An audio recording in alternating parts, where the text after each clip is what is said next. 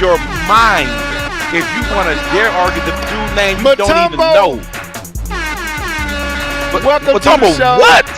Matumbo. He has Matumbo tumbles in the. Yeah, he did. Look, name me the team, K-Bum. Welcome to the show, y'all. We arguing. This is what we do behind the scenes. We live. This is the Live Level Gamer Podcast. Welcome to the show. All I ask is you name the team. That's it. Hey, I'm sitting back like I'm the golden child. Like I didn't set all this off. Yeah, you set this off. Yeah. So welcome to the show. This is not an NBA show, but we do. Maybe we need to start venturing out a little bit. Okay, Mom, I think we'll have a good show. Not about a LeBron conversation. Like I said, y'all gonna throw some respect on my boy name, man. Y'all gonna give him his respect. I ain't saying y'all. I'm not. Keith, you hush, Keith. You hush, because you know you be throwing shade. Hey man, I be saying congratulations to LeBron. I mean, he ain't the GOAT, but I mean congratulations. Thank you. When you know you tricking me today. When I saw that post, I said, I was like, this dude just untriggered the crap out of me. Then I had to get started. I'm at work. I'm lucky we didn't have much of nothing going on today because I was straight up in the phone. Like, hey, let me get this out. But anyway, welcome to the show, y'all. We got a lot to talk about, Keith. Nintendo. Oh, yes, we do. Nintendo. All right, Nintendo. All right. Claps. All right, Nintendo. Show the world that it ain't over yet, I guess. I mean, I still want a new Switch, but y'all did y'all thing. So we got to talk about this Metroid Prime remake is definitely in need of being talked about, and Keith has played it, so I'm looking forward to hear how this game runs and how it plays. But welcome to the show. Welcome to the show. Anything that we need to get out before we get into these topics? Because your boy kind of tired, so I don't want to waste a whole lot of time. K-Bum, how many games you got to talk about and what you been playing? How many games you got, K-Bum? 15 games, bro. Oh, man. Anyway. It's going to be a long segment. Welcome to the show. Hey, shut that door up there for me, boo-boo. Welcome to the show. As y'all can see, I put a few videos out just to test the waters. We've been putting little shorts up for the podcast. So I may do that a little bit more, man. I'm trying to let folks know we still here. What's up, Dark Sun? I'm not Dark Sun, but DJ Fanatic. I need to stop saying that's first name basis, but it's DJ Fanatic. Slap yourself, love it. Get your mouth right. Oh my God. But welcome to the show, bro.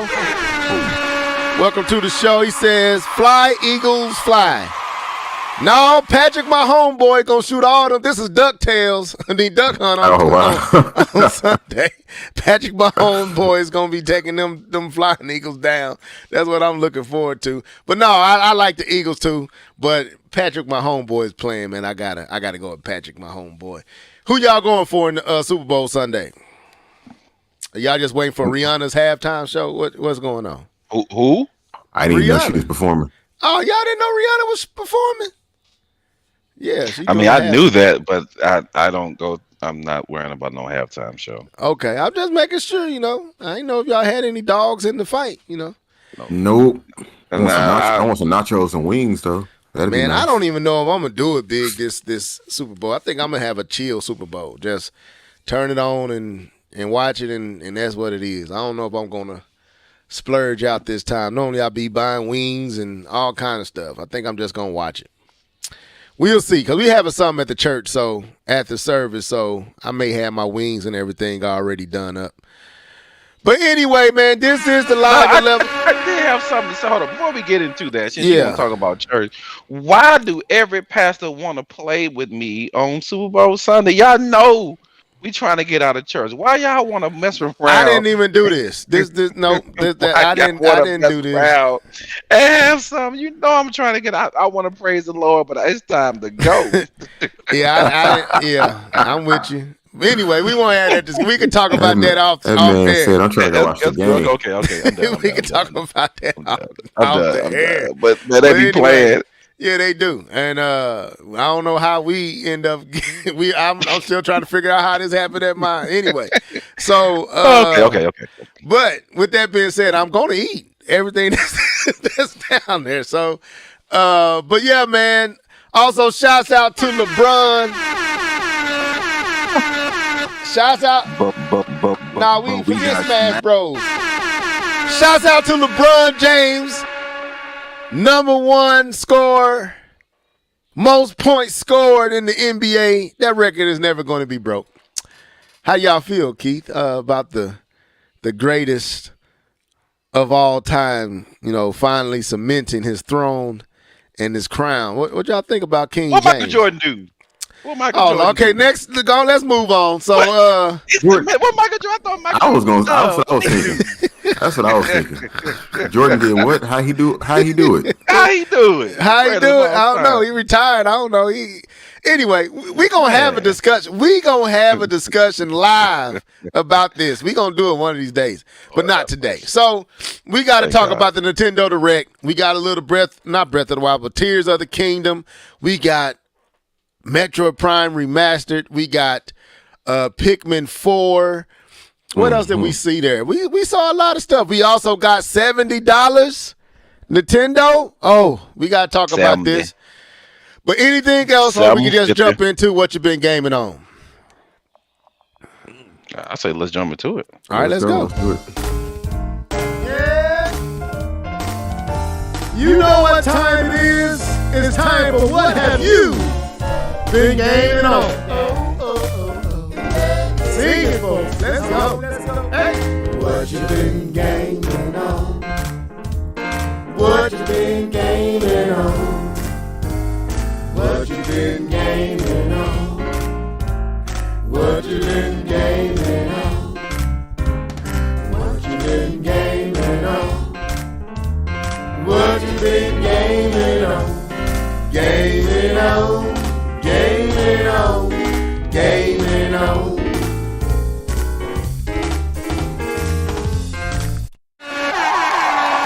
All right. So let's keep this short, quick, quick and short. K-Bob, I'm gonna come to you. What you been gaming on, bro? Oh, quitting short me because you played with your eyelids today. You ain't played no games. I ain't played no games. Let me have my moment. Go ahead. You ain't 2 minutes. Okay. Go ahead.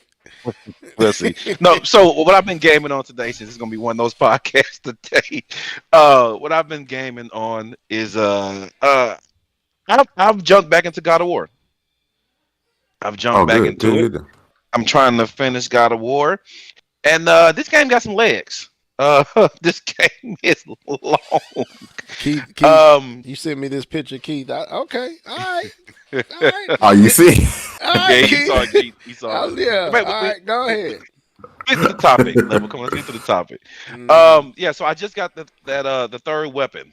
So that's the part I am. I just got to that part, and yeah, this game is I'm pushing 28 hours. It is definitely much longer than I thought it was going to be, and so it's still good. The story's still great. The interaction between the character, you can see the growth of Kratos through some of the little side stories. You can see his growth in this character. You can actually see it.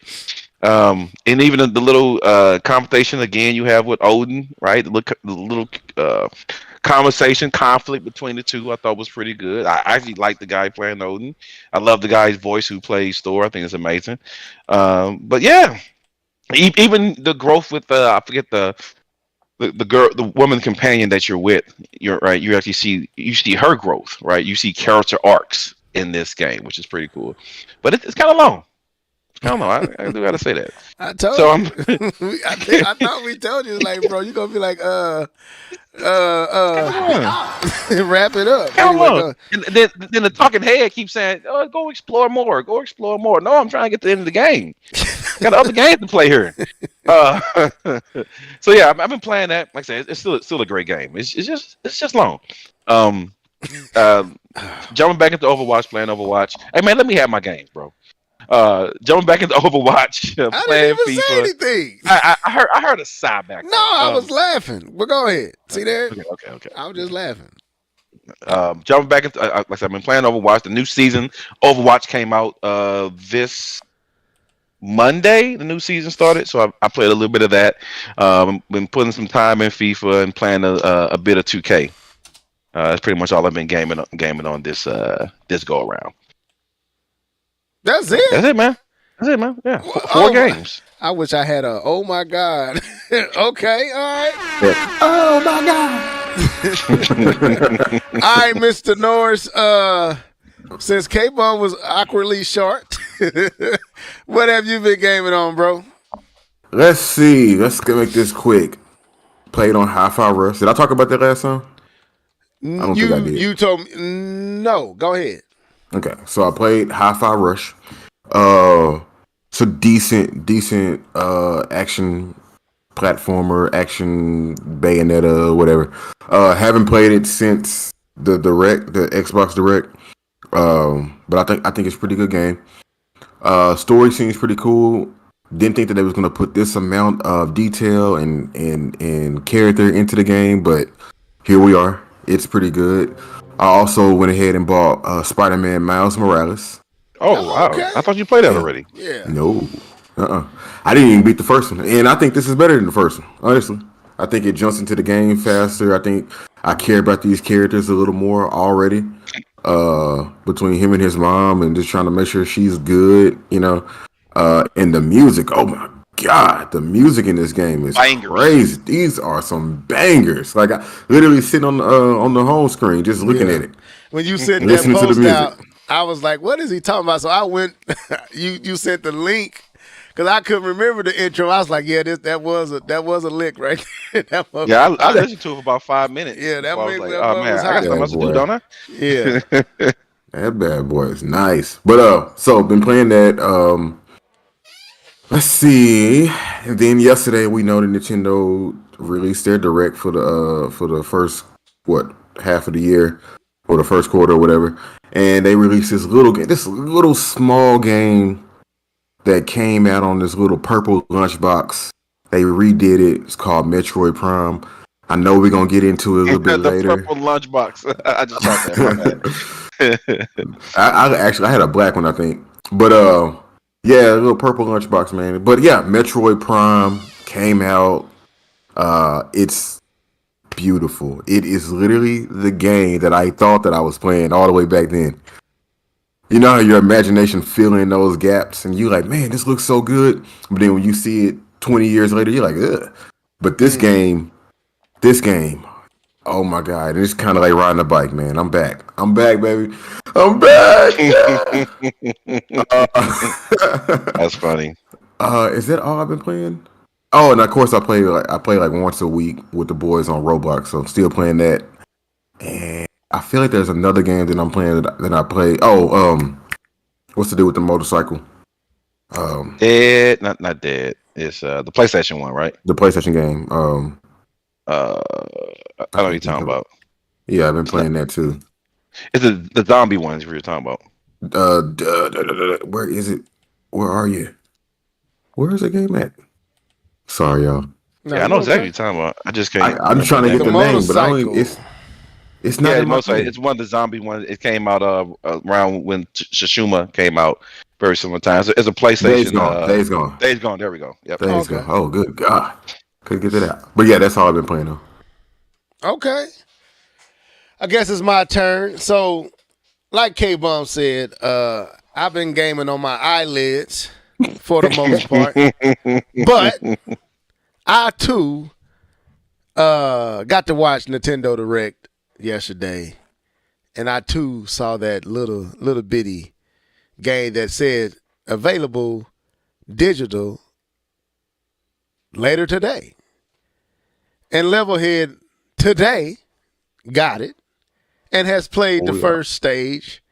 So I have a lot to say about the game. I just wanted to see what Keith is going to say. Absolutely. I'm saving it. I'm saving it too. I got a lot to say about this game.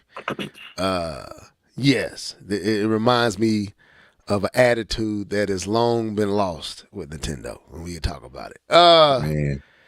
But I got to say most of that for when we get over there. And we're going to get over there real quick. But for the most part, yes, this game is absolutely beyond what I was expecting. They didn't Twilight Princess it up. They actually, this feels more like a almost close to remake than just a remaster. But it also says a lot about the mindset of Nintendo doing this era and this system. So, with that being said, that's all I played. I didn't play anything else. Metroid Prime Remaster got your boy to spend some time. I was tired, didn't really have any room to play, but I had to play this one. I had to get this one. And this is one game that I did not beat on the GameCube because there's a reason. My brother, my younger brother, would be playing, and every time I came home from work or something, he'd be playing, and he'd be so far, and I've seen so much. I just sit and watched him play it, and he beat it. I watched him beat it, and I had no desire to continue my my save point. I was pretty deep into the game, but watching him beat the boss made me be like, well, there ain't no point in me. I've seen everything, so I never beat this one, but I plan on beating it because I really don't remember the end much outside of the final boss. I don't remember everything in between. So I'm looking forward to seeing what they have done and how they have changed it. And this is a real testament to the attitude of that time with Nintendo. But anyway, any other thoughts before we get into this topic? Because we got to go here. Yeah. Well, I saw a game that was digital and it was on sale. And I looked at my Switch and I said, "You stay right there, and I'm like playing that on this system right now." All right, K-Ball. That's the last setup for the night. No more setup for you. We ain't doing this. This is a night to celebrate. You're not doing that on tonight. Oh, anyway, I got some more. Don't worry about it. But anyway, so let's get into. So where we want to go first? Do we want to talk about the Direct, and then get into Metroid Prime Microsoft. Remaster? Let's do Activision. Well, okay. Well, I ain't really have much on Activision, so exactly. Well, I mean, we could go ahead, and I'll pull it up. So, I guess it's looking like over the last few days that Activision may not be acquired by Microsoft. They're still holding out hope, but it's looking more and more likely that there's a strong possibility. I won't say likely, but there's a strong possibility Microsoft may be blocked from acquiring Activision. So, Keith, go ahead and run with it, and then I'll pull this in. All right. So I was trying to pull it up because I don't have an article, but I'll just kind of go from memory from what I was hearing. So it seems like the deal was going to be blocked under a few conditions. And one of the ones that stood out to me, and I don't know if this is true or not, but in order for Microsoft to purchase Activision would have to first sell Call of Duty, which is pretty much the whole reason they're even buying it. Which, I mean, I don't really know what else they have. I'm trying to find an article. Did you post one in the link? No, I didn't. I'm looking it up now. Go ahead, though. Okay. But yeah, that was one of the things that stood out to me. It said that they had to sell Call of Duty, which kind of just makes the whole thing pointless. And there was another point. There was another condition that they had to deal with as well. I can't remember what it was. But yeah, it seems like this deal is going to be blocked. It seems like Sony has fought back, I suppose, and justified the fact that this game needs to stay where it is because of the type of revenue, the type of mindshare that this game has, that it needs to stay where it is. Because I guess if Microsoft was to acquire this, along with all the acquisitions that they've already acquired, that this will kind of make them a monopoly. Like Call of Duty brings in, how much Call of Duty bring in? Like billions of dollars every year? Call of Duty on average is usually the number 1 and number 2 selling game of the year. Ridiculous. So I can't really give you the numbers, but if you're number one and number two selling game of the year, you're bringing in a lot of money. So just say that. So, would you pull up the article yet? Yeah, I got one up. It says, sell Call of Duty before Activision Microsoft deal, regulators suggest.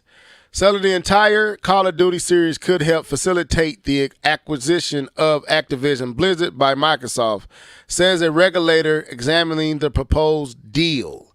I'll read a little bit more.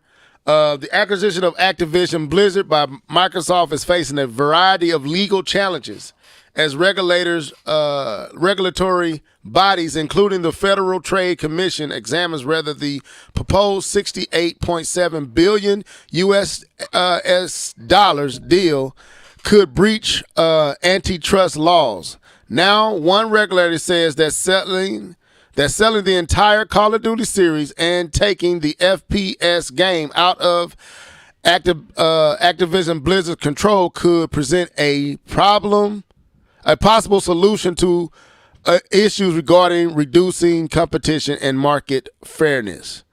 Let me see. In a public notice, the UK Competition and Marketing Authority, which is investigating whether Microsoft's purchase of Activision Blizzard could reduce competition and choice in the game industry, offers a series of remedies to help facilitate the acquisition. So basically, we got the gist. First of all, let me say this, man. This is stupid. I don't want to stay on this too long, but you're not gonna sell the main. What other reason is there to buy Activision other than Call of Duty? No idea. Right. So Hold on. No, because you asked a statement, and let's not forget, it is Activision Blizzard. Oh, I see what you. I know what you have to say. It is Activision Blizzard, which has one of the biggest PC games out there, which is World of Warcraft. Right. So I that's just a counter argument, but I'll let you go ahead. No, I'm just okay. I was thinking of that. Candy Crush. I was not. Okay, you're right. Let me pause. My statement may not be the right statement, but my sentiment is basically saying I'm pretty sure Microsoft's desire to acquire Activision Blizzard is for the Activision Call of Duty more so than the Blizzard. But I'm not knocking Blizzard because Blizzard makes money. But I doubt Microsoft will want the deal if Call of Duty is not going to be a part of it. I don't think they will want what Blizzard brings. Right. Blizzard is just like the trades that went on today. You know what I'm saying? KD came. It was another dude that came with KD, but they didn't want that dude. They wanted KD. You take KD out the deal, you can keep the dude that you sent with him. So D'Angelo Russell came to the Lakers, and the other dude, but there's another dude that we ain't even talking about, can't even think of his name. He came too. So I'm not trying to put Blizzard down there because Blizzard is a valuable valuable titles on PC, but I doubt that's really why Microsoft is at the table to acquire Activision Blizzard. If that's fair, I mean, I think that's fair to say. So I believe that Microsoft is thinking more about their impact on the consoles than they are about the PCs, right? Which makes Call of Duty itself a bigger selling title than anything really Blizzard can offer, because Blizzard their biggest title is PC only, and then you still have Overwatch, but that still isn't the money maker that Call of Duty is, or even the money maker that World of Warcraft is. But Blizzard in itself still has some of the most iconic games in gaming history, but those are mostly PC games. So yes. And if you take Call of Duty out, I doubt 68.7 billion is what they're going to be given. I think you drop probably about 7. you probably dropping to probably 60 off of that. It may be $4 billion for Nah. Because Activision bought Blizzard for way more than that. So okay, well, I don't keep that up with merger. Blizzard enough. But Yeah, anyway, it would probably drop 30,000 without Call of Duty itself, because there's nothing else really you want in Activision outside of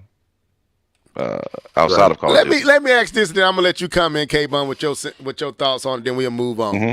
If this was Sony trying to acquire Activision Blizzard, do you think Microsoft will be playing the same tune as Sony is now towards them? Would you think Microsoft would be trying to block Sony from acquiring it? Yes. You do? Okay. Yeah. The reason why I say that is this is the same Call of Duty. I'm sorry, this is the same Xbox that went out and bought all of the rights to all of Sony's games. When the Xbox came out, or was it 360? I think 360. When 360 came out, Xbox gave money to GTA because that was Sony only.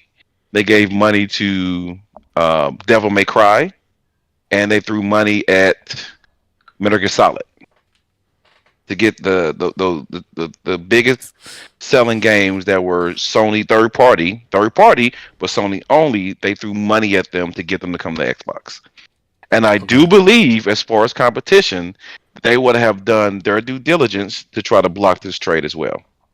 I don't think this is something that Sony would have done, because I've seen Xbox fight and throw money at the issue to try to get those parties to leave Sony to go over. So I think they would have tried to fight this too, because Sony owning Call of Duty is game over for Xbox.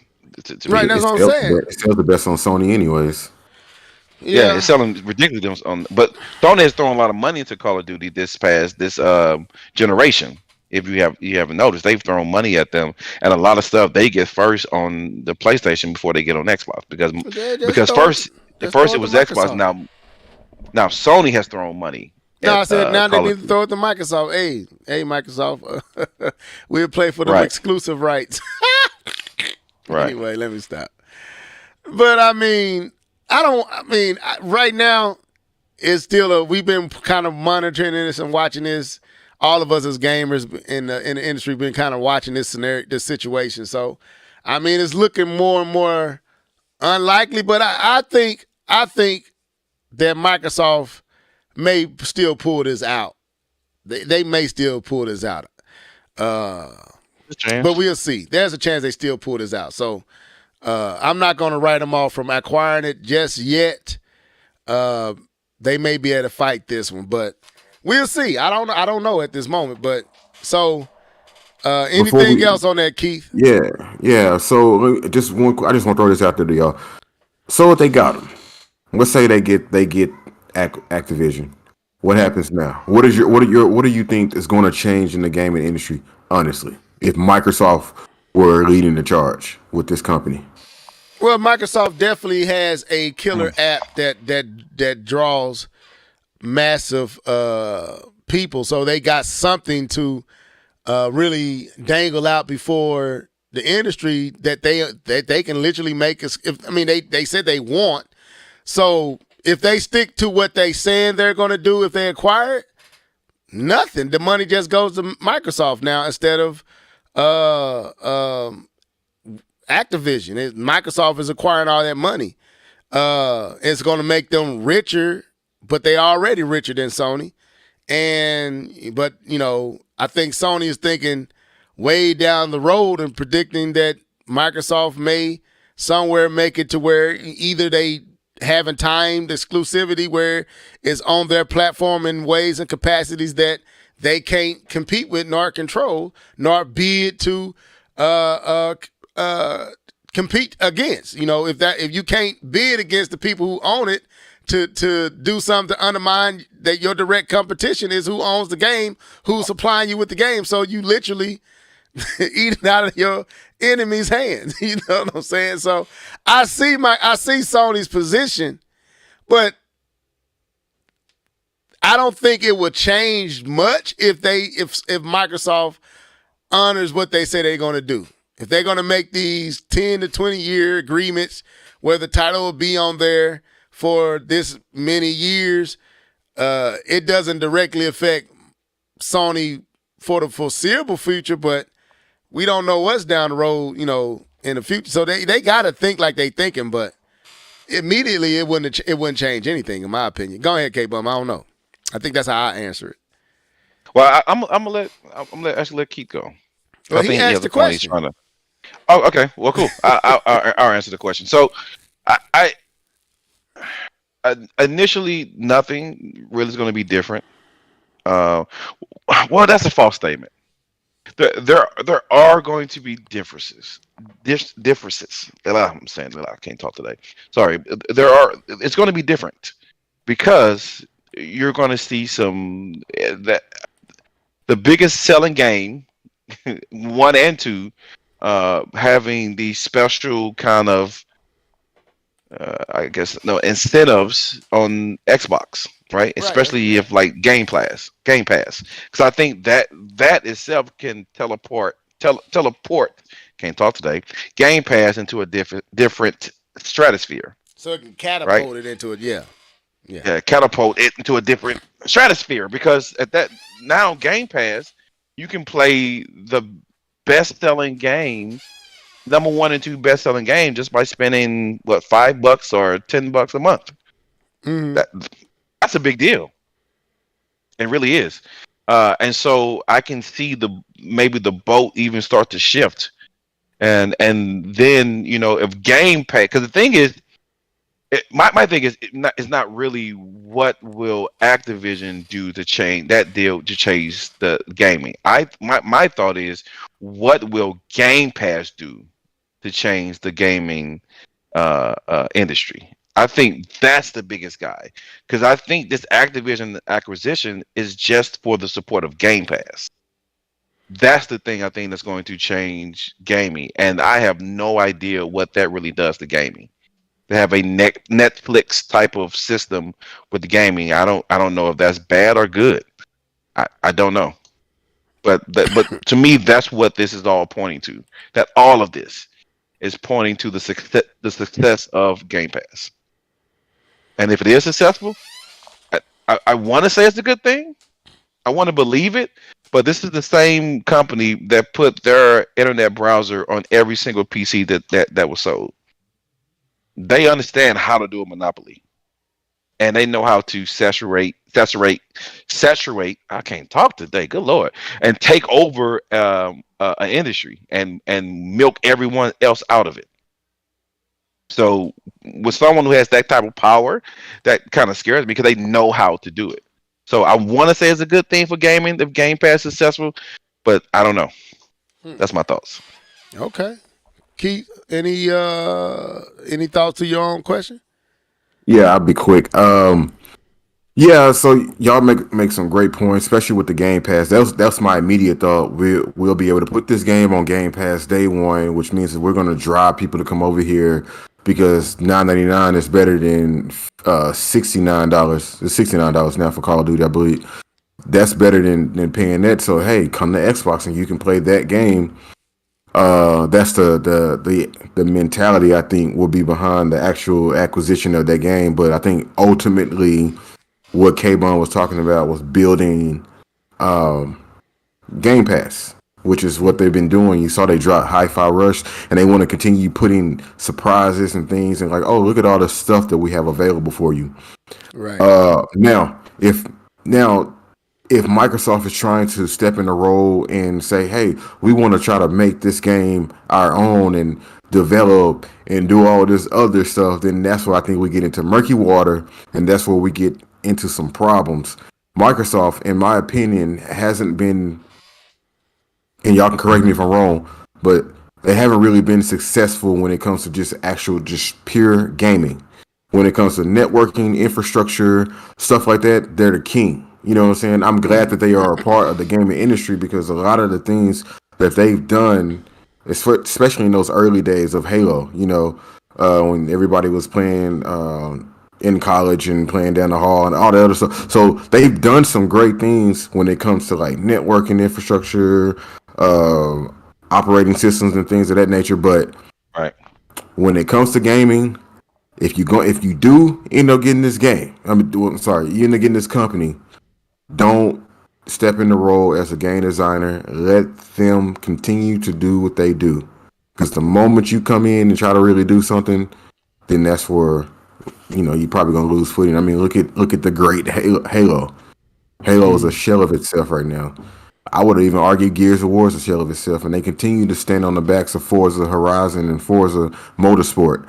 It's like we know that those games are gonna be there. So I would just tell them to step out of the way of developing and just kind of step in the way of managing and keeping the games going where they're going and keep putting that money in your pocket if you were to get it. Money flowing. Okay. Keep that money flowing. Well, like I said, we just continue to monitor this situation because right now is up in the air which way this is going to land. Microsoft wants it. Sony is doing their darndest to keep them from getting it. And it seems like the industry sees kind of what K-Bum made us point that I wasn't thinking about. I wasn't thinking that far into it or that deep into it. So that was a good take on that, K-Bum. So I got to give you shots out on that. Okay, so let's move on from this. We if we get any updates, we'll talk about it next time on the cast. But let's move on. So, do we want to talk? We got to talk to Direct first. I would think before we can actually talk about Metroid Prime Remastered. So let's go to the Direct. K-Bum, did you see the Direct? Now, because I know Keith watched it. K-Bum, did you watch the Direct? Yeah. Okay, so when we had this conversation, okay. Go ahead. Truth serum. I didn't watch it all the way through. I kind of used YouTube's little markers to kind of move around and watch some of the videos. I'll kind of explain why.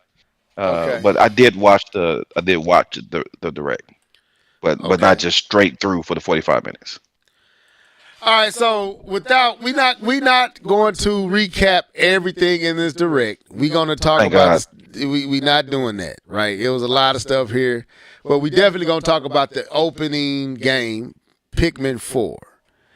Now I'm gonna be honest. For me, I like Pikmin, but I've never completed a Pikmin. It's a little too tedious for me at times, trying to manage all the Pikmin and gather all the supplies. This was like, again, these are things that my younger brother was more into. Me, I want action. Let me get into the action. You know what I'm saying? All this tedious keeping account of stuff. But first thing I'm gonna say this, man. Visually, Nintendo has a magical way of doing things. And K-Bum, I think you gotta admit, and maybe let me not put you on the spot. I just share my opinion and not try to offset it with you trying to get you to agree with me. But Nintendo has a magicness about what they do, even though it's nowhere near what Sony and Xbox is pulling off on their respective platforms. There's still a charm about what Nintendo does. And as I was watching Pikmin, and I'm going to throw it to you first, Keith, I was actually charmed. I was actually like, I like that. It felt magical. It felt, it's definitely got the nostalgia, but, enough and a lot of newness. It popped. I thought it looked good, for what is, the system is on. I like the addition of Ice Pikmin. I like the addition of the dog. I'm curious of where all this is going because there's a lot of new factors, a lot of new things. I'm like you, K-Bum. I can't get my words out. A lot of new abilities that they're tapping into to this game, and I'm here for it. So, Keith, I'm gonna bring you in, man. What was your thoughts on Pikmin? Well, I'm a Pikmin fan since 3. I played the first 2.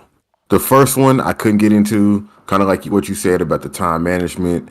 And that game had you on a timer. So you had to get everything completed within a set amount of time.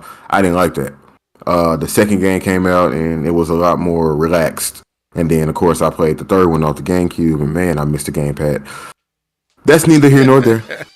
The ship looked a little pixelated to me. I'm not even gonna lie. I saw all the jaggies. I was like, oh no, but I still like Pikmin.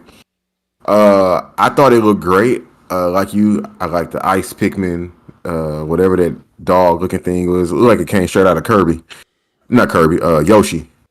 Yoshi's dog. I thought it looked pretty good. I can't wait to play it. The enemies look a lot more ferocious this time around. Like you had a lot of combinations and thoughts that you had to consider when playing this version. I mean, you have to do that with the old Pikmins too. You know, you have the ice, the fire, water, electric Pikmin. But it's a really good game. I wish that they would just do voice acting for a game of this caliber. Like it's a freaking cartoon. Like it's ready. Just do the voice acting. Pay the money. Get the voice. I'll do every character, even the girls. I'll do it. Just come get me. But it looks good. That's something Nintendo needs to grow out of all this text. I think it probably take longer to type all this stuff up than to simply voice act it. Right. I bet they spend more time and pay more people to make sure all this is typed right, punctuated right, spelled right. Then you got to make it for each language, all that. I bet you it's easier to tell somebody say this in each language and remove some of the text. You know, but you probably still got to do the text for those who maybe can't hear. But yeah, I agree with you, Keith. It's time. Go ahead. Yeah, and lastly, I don't know if y'all saw the Pikmin with the red eyes at the end. Kind of made me think of Breath of the Wild when the moon was the blood moon. Yeah. So I guess my guess is that the enemies get stronger or something, and so yeah, man, I can't wait. I can't wait for Pikmin to come out. Okay, now lastly, for real, I showed my boys, and we were sitting there watching it. And my youngest, when the little dog came on screen, he had this big Walmart smile on his face, like, and he looked at his brother like, "Did you see that?" So it was cute. It was cute, but it's a good game though. Like, don't let the cuteness fool you. It's a lot of strategy and a lot of thinking involved in Pikmin. Right, and that's what will wear on me after a while. I was like, man, I got to count all these Pikmin. Do I have enough to go over here? Now I got to go grow this particular species, this colored Pikmin, because I need to get over here, and I need the red Pikmin. I haven't been growing, and after a while, I'm like, I just want to push a button and beat something up. I don't want to manage all this, but I think I'm gonna turn a new leaf and try to actually beat Pikmin this time, not just play it and put it down. But K-Bum, any thoughts on Pikmin? Yeah, I did. I watched the. I was saying, moving on. No, I watched it. I watched the video, and yeah, that's about what I did. It's not my type of game. By any stretch of imagination, it looks like there's too much work there. With trying to organize all the Pikmin and all their abilities. It's a puzzle platformer, right? It's a strategy game too. It's strategy. Strategy. I like strategies, but that just looks like too much work. It's not my cup of tea. But there's a demo. There's a demo on the Switch, Pikmin 3. Y'all should both try it. That's nice. Oh man, bro, it's not my type of game. I'm not even gonna waste my time and play it. It is not my type of game. When they show, I'm like, cool. I'm like, they're still showing new Pikmins. This is what am I bored now? So I know it's not my type of game. I was bored watching it. But I know I've said in the past that Nintendo does a good job. The first party games, some of their games, they do a good job with the limitations they have graphically, to make it look appealing and make it look like a good looking game. And I thought Pikmin I thought it was nice. I thought it was appealing. And I think for the people who like those type of games, which is not me, they'll enjoy it. Doesn't feel like a banger to me, but it seems like a good game. I think people are going to enjoy it. But it's definitely definitely not my cup of tea. Okay. Any other thoughts on Pikmin, or we can move on? K-Bum is hilarious. He said that's nice. Hey, I'm honest, Right. bro. I'm Now, honest, bro. was there any other outside of the main three? We got Pikmin, we got, of course, Zelda, Tears of the Kingdom, and Metroid Prime Remastered. Was there any other games that was showcased in the Direct that, Keith, you may want to talk about? Because I don't want to, because we pulling up on 45 minutes, so I'm trying to give us enough time to cover Tears of the Kingdom and to cover Metroid Prime Remastered. So, Okay. is there any other title that you would like to touch on or me to pull up? Because I will, or we can. Well, you don't have to pull this up, but I am curious of Professor Layton, and I never played any of these games. Okay. I know it's a huge series.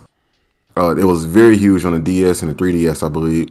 I want to see what they didn't show any gameplay. They said there's no reason to pull it up. But, Okay. I'm curious to see what it's going to be about, because like I know he's like a not a lawyer, but he's like a detective or something like that, and he investigates things. So if they do it like I would want them to do it, which make it bigger than the DS games. I think the DS games is like text or something like that. I could be wrong. I don't know. But that's one game that I was curious about. And I want to say that's probably it, other than what you've already mentioned. Okay. Well, like I said, I'm like K-Bum. I'm not gonna You're lie. not going to me first. You're not going to go to me first. No, because there's nothing you want to. K-Bum, stop. What you mean? That's something I wanna Okay. talk- All right, something I K-Bum, wanna what talk you want to about. talk about? Because I know you I said want I want to talk about that some of these games should have been an email. I'm not even doing it. So No, hold on. Okay. Let me quickly go through a couple that I kind of noted. All right, I'll go through. They should have been an email, but so I had an issue with a slight issue with the Splatoon reveal. Like, what was the first 15 seconds of that? It was just like you walking around the city. I don't like. I know we talked about Xbox marketing, right, and the way they showed their direct, but like I didn't get the first 15 seconds of that Splatoon DLC reveal, because it was like they showed you getting on like a subway, and like it was like 15 seconds of like walking around the city. So I was kind of didn't Okay. I can explain that. really get that.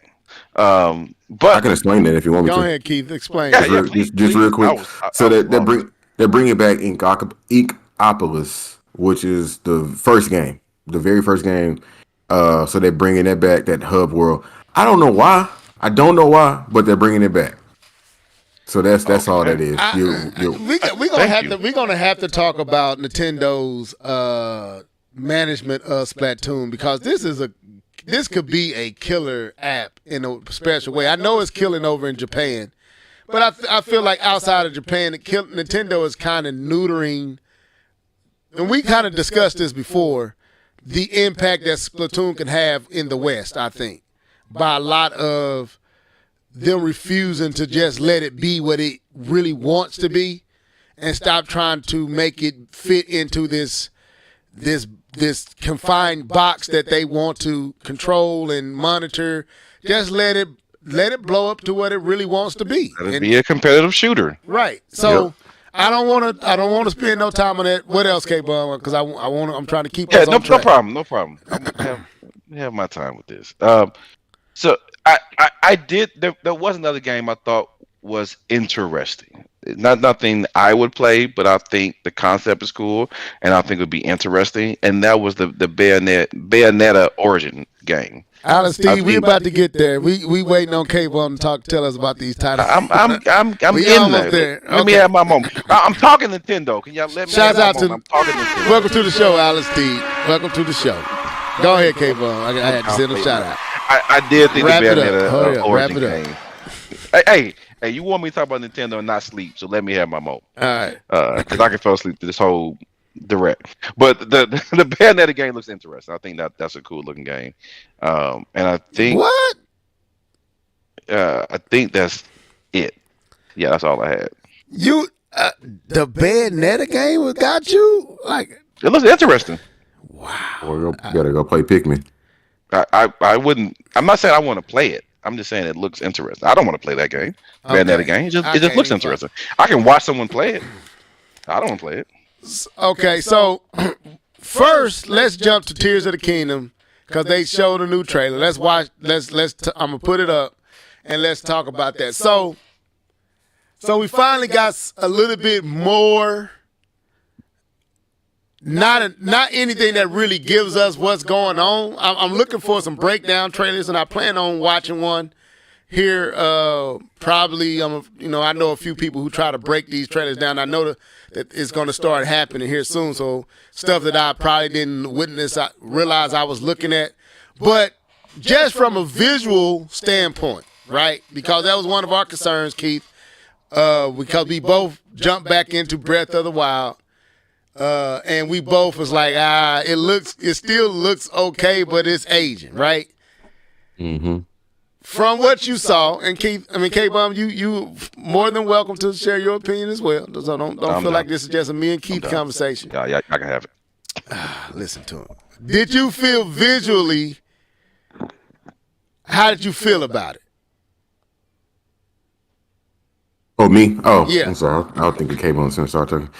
Oh man, so how did I feel about it visually? It left a lot to be desired.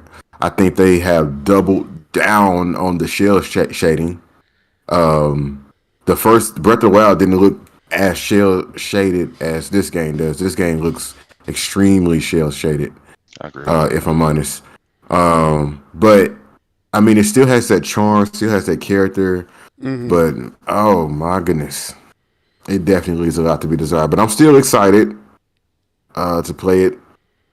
But visually, it's still not anything earth-shattering. I'm gonna say, let me. K-Bomb, what was your thoughts visually? Because I'm excited about the game. The visuals, the visuals are but I'm still excited. But go ahead. So I don't want anyone thinking my hype for the game we can be honest without just being drones and just saying, "Oh my God, everything is perfect." Right. To be honest, because to me, I think he hit it right on the nose. I think what I'm seeing with the game is a more cell shaded version of it, which looks good.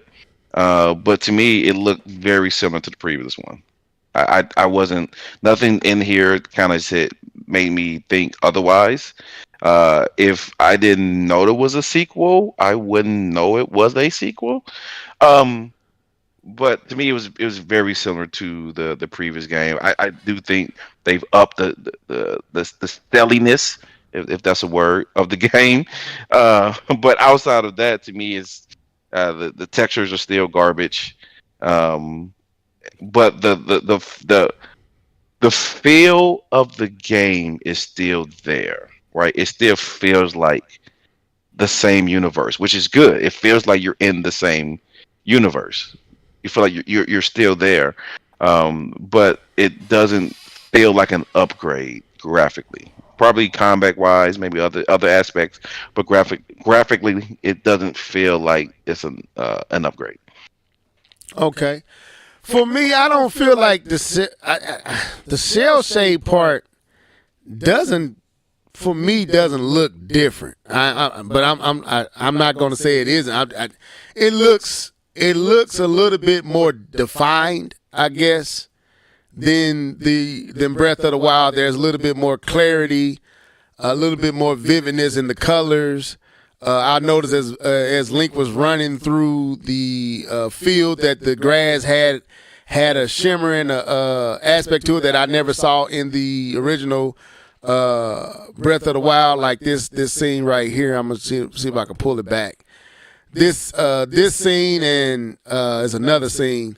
So it looks like a lot of more shadows, a lot that scene right here. So for me, it looks better. It looks better, but I'm gonna say this is why I wanted it to be on the next system because there's a noticeable improvement, but yeah, I agree with you guys. It didn't hit me like I thought it would. Maybe my expectations visually was too high. Now, other than that, the stuff that they showing and the stuff they doing, like this scene, man, right here, when he was on this little contraption flying, I was like, what the heck? Like that. Now that looks dope. Like, so I feel like this is going to be a dope game.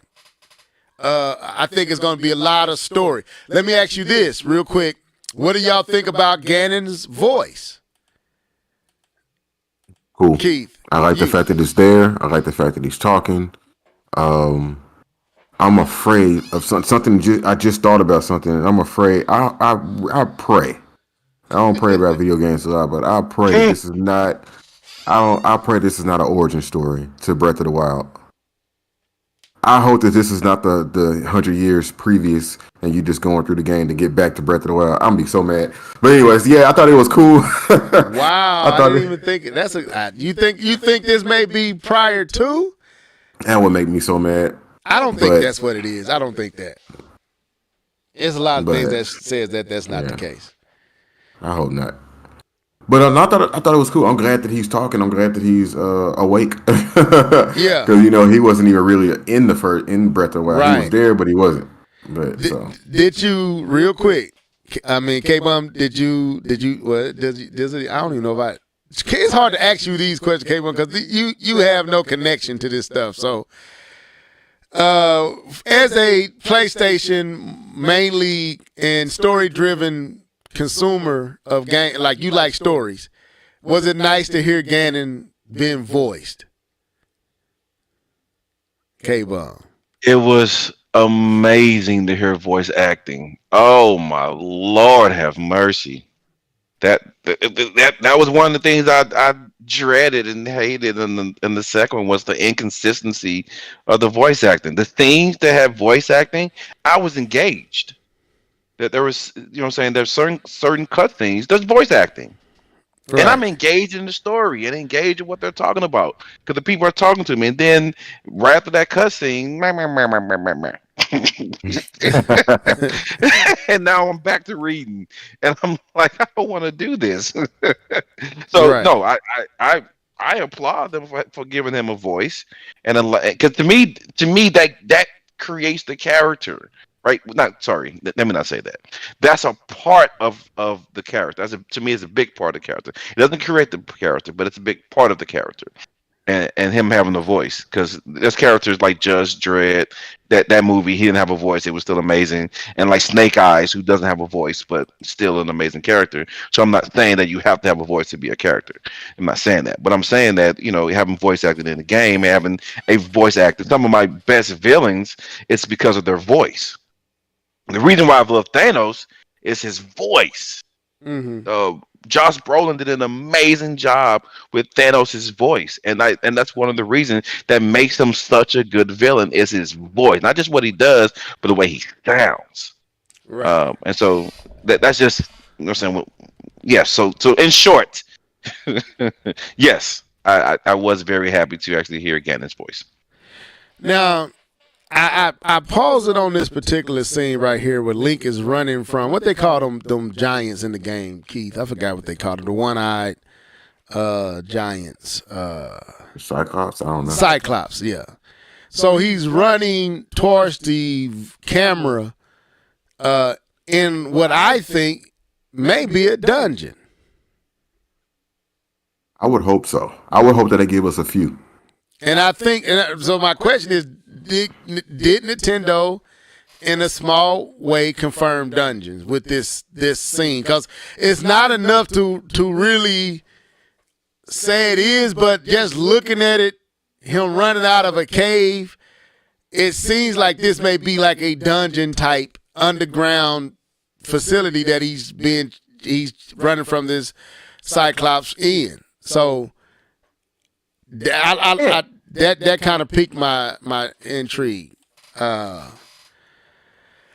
So Go ahead. I can't say because it could just be the side of a mountain. The way Breath of the Wild was set up, and we know how any and every little thing can happen. Like when you went into what will be considered the forest temple or whatever, you exploring in there, and you saw a lot of little things that probably could have or once was a dungeon or whatever. So I don't know, but I will say this. It was enclosed. The reason I say it like a dungeon because it was enclosed. Like again, here's another scene right here. I'm gonna play it up, and I'm gonna pause so because I know y'all kind of behind where I'm at in the visual, but you will see where Link does this flip and smash the ground with like a hammer like thing. This is underground, clearly underground somewhere. This is not. And we know that there are stages in Breath of the Wild, like when you go to the little spot where you get the kind of warrior-like garb. You go underground under there and you see all those Guardians. Is it Guardians? Guardians under there. So it's not that Breath of the Wild didn't have, but they didn't look. It did not look like this. You see what I'm saying? So I paused it so when y'all catch up to it, you can see it. But to me, this suggests that this may be a dungeon. It almost reminds me of Ocarina of Time's first dungeon. That when you go into the tree and all that to fight the spider-like eye on the back creature, it looks like that. I don't know if you're there yet, you seeing it yet, but I'm going to go ahead and push play. To me, that looks like a dungeon, to me. And also the part where Link and Zelda is falling looks like a dungeon.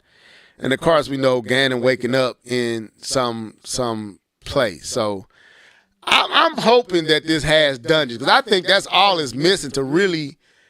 That's what to me it take it over the edge. Ganon being here is one thing that's taking it over the edge of the first one. And if they have dungeons here, that's all I need. But go ahead, Keith. You were saying something. Well, I was just gonna go back to the top and say this trailer really didn't wow me. No, I didn't really watch it. I didn't really watch it again. Honestly, because I know about the first game and I know how daunting it is and how big it is. So for me, just looking at it, I was like, nah, I really don't want to watch it. It's kind of like looking out into space, or you've been on the ocean and at nighttime and look out at the ocean, you're like, oh, it's just pure darkness. That's kind of I kind of felt like looking at this trailer. Like, yeah, I'm gonna get in there and I'm gonna play and I'm gonna enjoy it. I don't want to see it though. It's too much. Yeah. It's just too much. So I don't know. I don't think you could. You can't beat Breath of the Wild and how it was revealed. You know what I mean? It not trying to compete. Not comparing. No, you making a fair because I didn't want to say it, but and I think they started off. To me, the first two trailers did kind of keep up with Breath of the Wild. Not as good, but was on par with them. This trailer was kind of ho hum. I was like, yeah, I don't know. It didn't. It really didn't really do anything but other than it looks better. I'm glad to see. But it really, I don't know. It felt like it was missing something. It really did. It felt flat. Yep. It felt flat. But I know the game is good, but I feel like they're not there.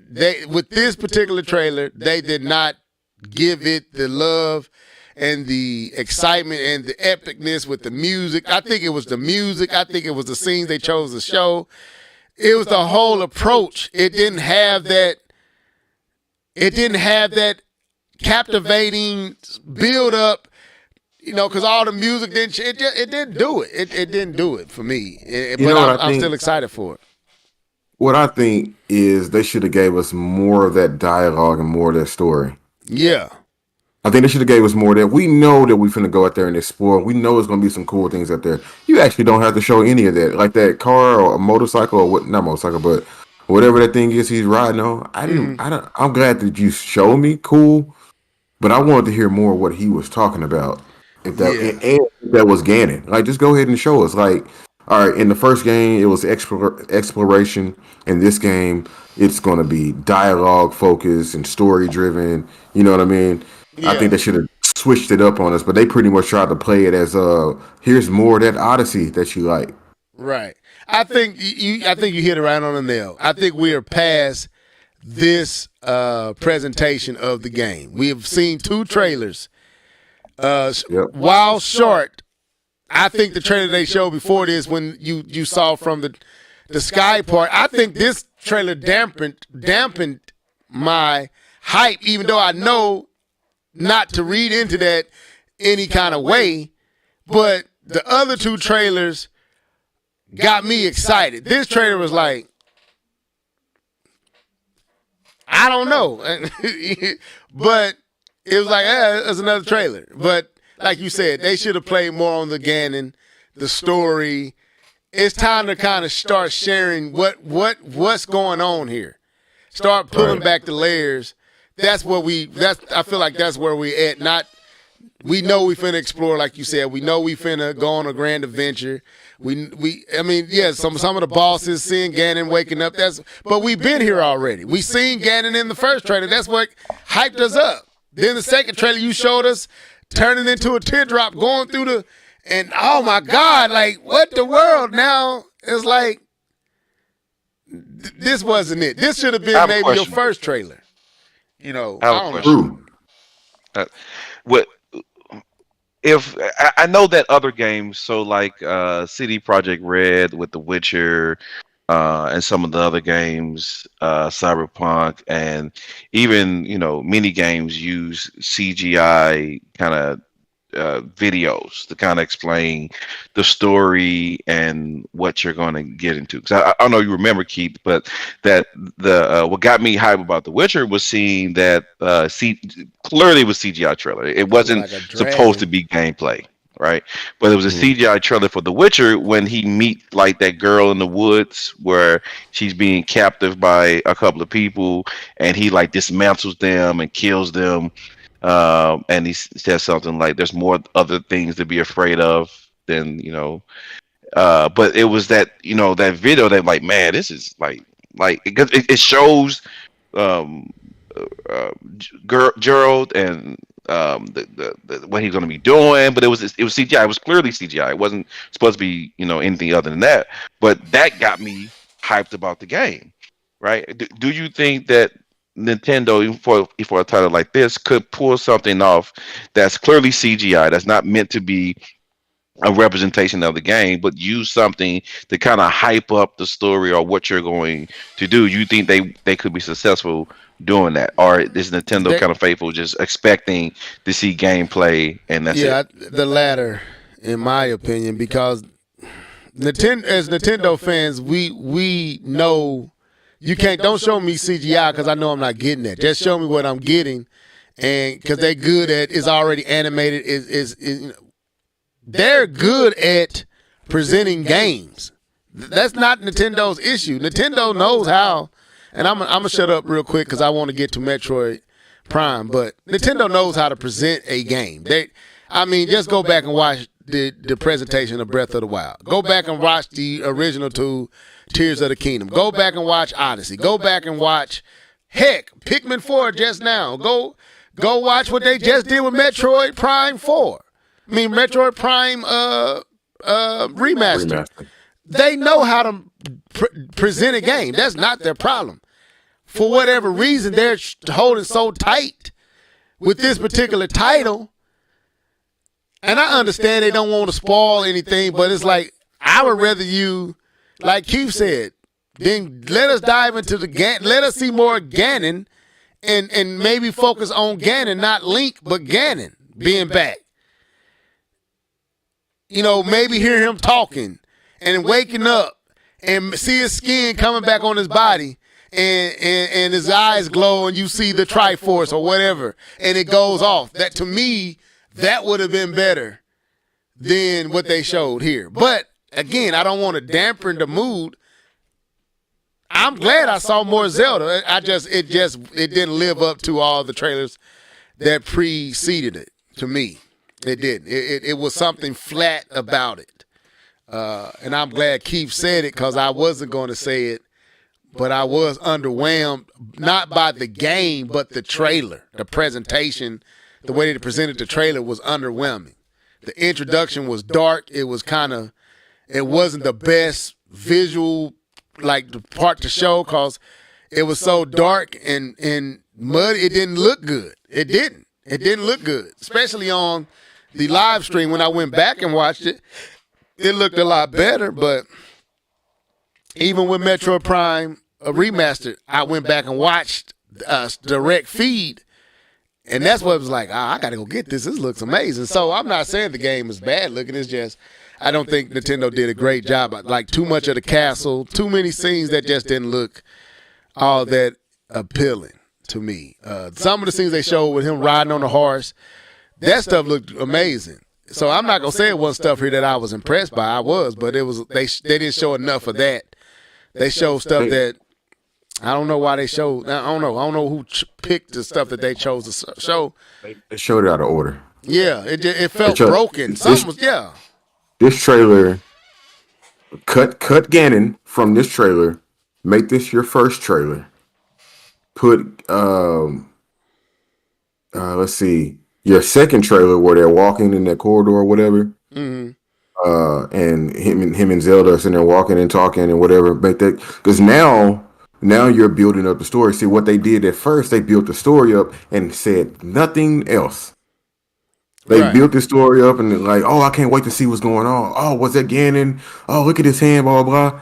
And they showed little snippets of the hand and all the other stuff, and but we don't know what the heck is going on. We just know that we exploring again. We went, here's the story, but go out here and play in the field. But I want to know what's going. No. Go play in the field. You'll find that on May 12th. I think you hit it on the nail, and I think you hit it from an angle that you ain't even recognize it, Keith. You more talking about each trailer. I think it was presented out of order in this trailer. Like the way that they pieced this trailer together was not great. It felt broken. It didn't connect with the next scene to the next. And that's something Nintendo does well. And this trailer felt like, did y'all just throw this together? Did y'all really think through what you was piecing together and why? Because it didn't feel fluid. It didn't flow in the way it went from scene to scene to scene. Did not flow, and that's what was kind of flat. It was like, man, it's like y'all undermining my hype. you know. Right. Not that I'm not hyped for the game, but the way that y'all been presenting this game this whole time, this was a step back. But again, I'm still paying the $70 for it, which we got to talk about that. How do y'all feel about this game being $70, man? If it's going to be $70, is it justified? No, it's not justified, and I don't know if they said anything. I know everybody else is paying $70, but they also playing in 4K. Well, they took it down, but they haven't put up $59.99. So I don't know. I thought I saw when I was reading up on it that they did kind of show it back out there as being $69. They kind of kind of showed it. To me, it was actually $69. I don't want to go past 130. So I'm gonna wrap this up. I don't agree with it being $70, but I'm gonna pay for it because I want to play it, and that's the bull crap that they can get away with. Nintendo does not by any means should be selling this game. I mean, it's not justified by any means that they're trying to push this game up to $70. Right back. But they know they can get it, and that's why they're doing it. So it stinks. It's jacked up. It shows you that Nintendo is no different from the others. Is a thing of greed. I even got into a back and forth in the comment section. Somebody sounded to say it's worth it. I'm like, no, I ain't saying it's not worth it, but it's not justified. I mean, if you started off charging $69 for your games, then that's one thing. But to have a system that's 6 years moving into its 7th year, here after March, it'll be in its 7th year on the market, and you've been charging us $59.99 for your games all the way up to now. And this is a continuation to a title that you had on the system that came from the Wii U to the Switch, and you just continue with those assets. I don't see where there's any justification to bump it up $10 more outside of you can, and we in no position to fight. We not gonna boycott because we all want this game. That's why you doing it. So. In the comment section, let me know how y'all feel. Should Nintendo be charging $70? And they using the right title to do it because they know we're gonna get mad, but we gonna get it. So, what you think, K-Bun? Should they be charging $70? I feel they can. I mean, they can charge whatever they want to charge. They set the value of their video games, and there is a standard that's been set.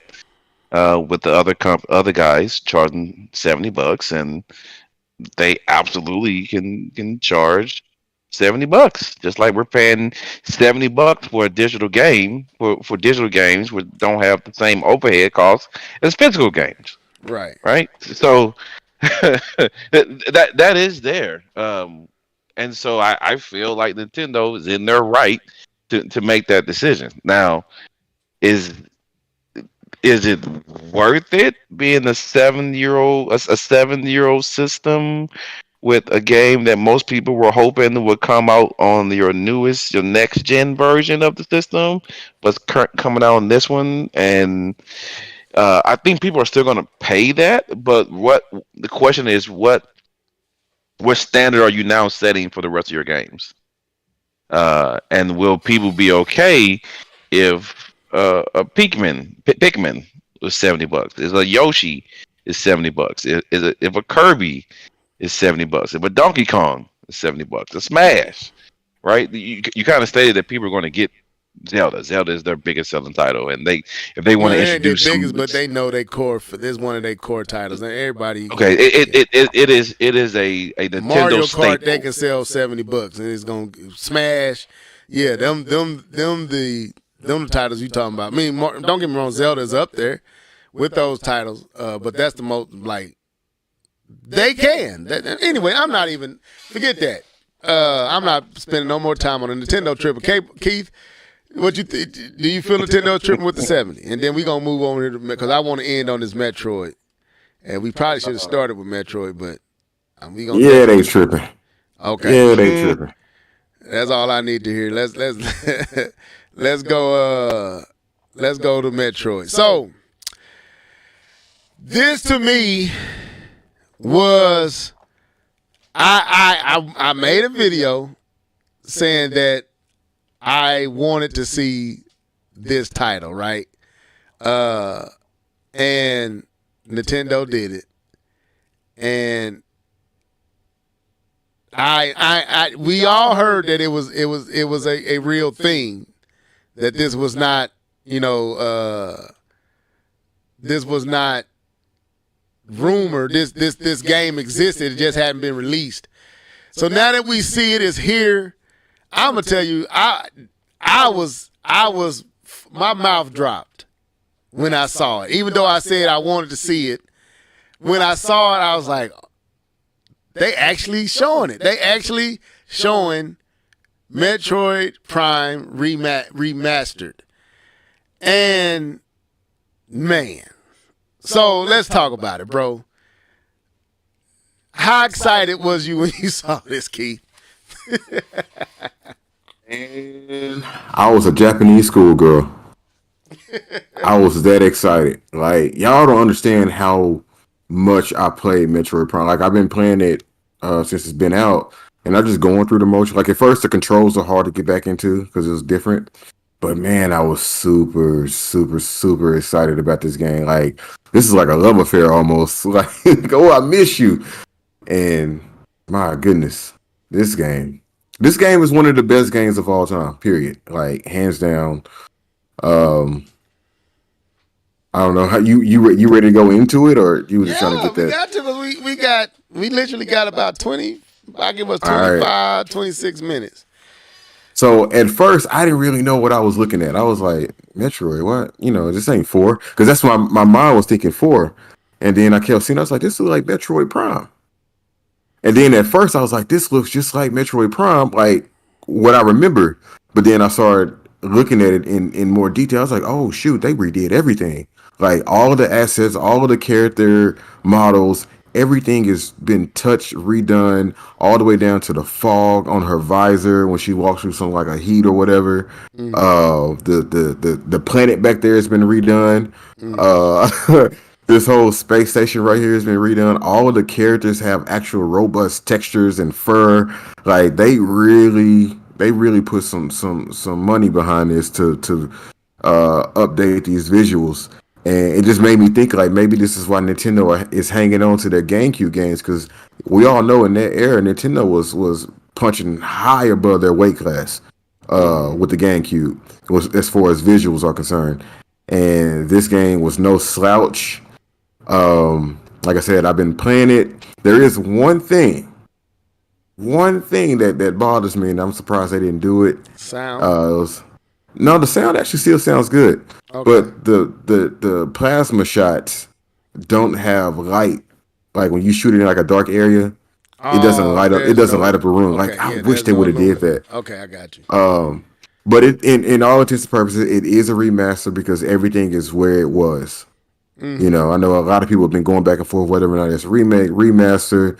No, it's a remaster because everything, like I was going through and I found one of the hidden missiles or whatever, and I was like, oh, it's still right here in this one area.